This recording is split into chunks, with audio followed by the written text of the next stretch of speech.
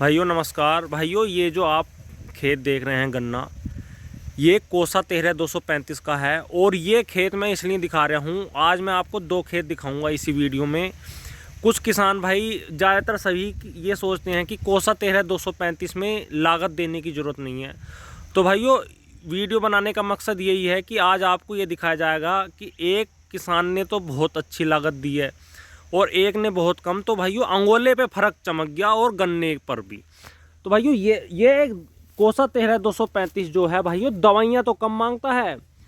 जैसे कोई भी कीटनाशक भाइयों बहुत कम मांगता है। केवल आप एक बार भी कीटनाशक यूज कर लेंगे इसमें तो उससे भी काम चल जाएगा, और एक आध स्प्रे।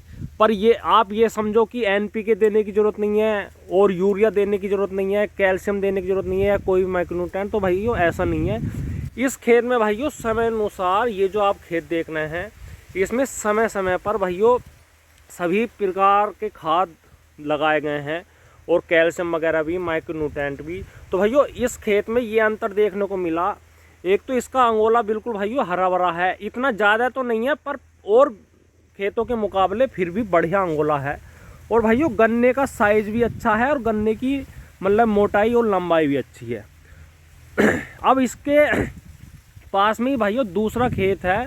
उस खेत में भाइयों केवल यूरिया और एक आध बार इंसेक्टिसाइड यूज किया गया है, लेकिन भाइयों जो माइक्रोन्यूट्रिएंट होते हैं उस खेत में वो यूज नहीं किए गए हैं। और डीएपी भी भाइयों एक बार यूज किया गया है और कैल्शियम उस खेत में बिल्कुल यूज नहीं किया गया। तो भाइयों इतना अंतर देखने को मिल जाएगा अभी इस वीडियो में तुम्हें। तो आपने ये खेत देख लिया, अब दूसरा खेत दिखाता हूँ।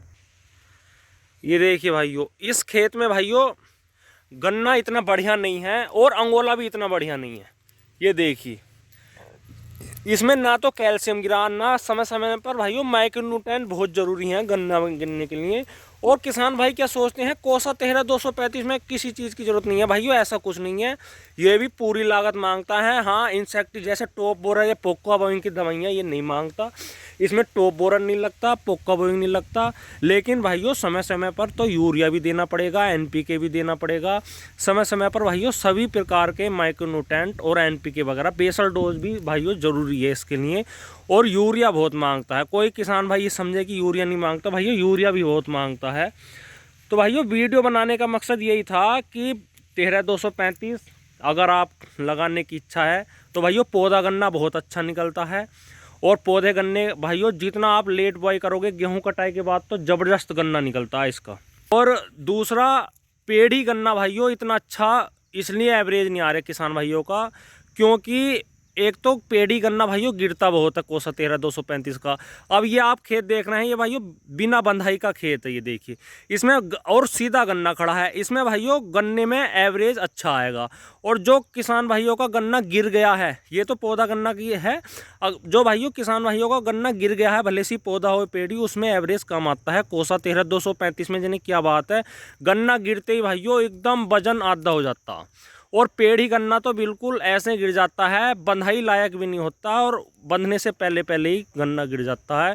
इतना नुकसान जाता है कोसा 13-235 की पेड़ी में। इसलिए भाइयों अगर आप कोसा 13-235 की बुआई करने की सोच रहे हैं, एक तो बंधाई सबसे ज़्यादा ज़रूरी है, पेड़ी की भी और पौधे की भी। और भाइयों इसमें डोज भाइयों पूरी लगती है, दवाइयाँ कम मांगता है, लेकिन जो और चीज़ हैं माइक्रोन्यूट्रिएंट वगैरह और बेसल डोज वो आपको पूरी देनी पड़ेगी। यूरिया भी समय समय पर पूरा देना पड़ेगा, नलाई खुदाई भी उतनी करनी पड़ेगी।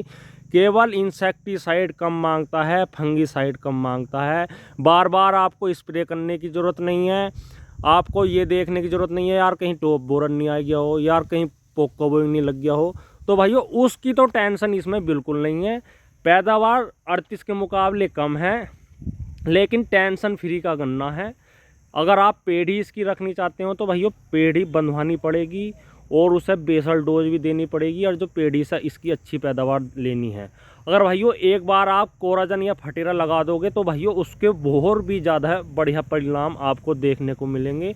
इसलिए भाइयों इस चीज़ का ध्यान रखें। और किसी किसान भाई ने कोसा 13-235 लगा रखा है तो कमेंट में ज़रूर बताएं उनका कैसा हो रहा है, पेड़ी का क्या एवरेज आ रहा है और लागत भाइयों उनकी कैसी है। तो भाइयों कमेंट में ये चीज़ ज़रूर बताएं। वीडियो अगर आपको अच्छी लगी हो तो वीडियो को लाइक शेयर करें, चैनल को सब्सक्राइब करें। धन्यवाद, नमस्कार।